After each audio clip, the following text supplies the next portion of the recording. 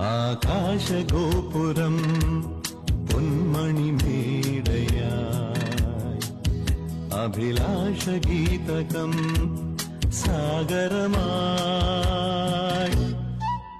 Akashagopuram പൊന്മണിമേടയായി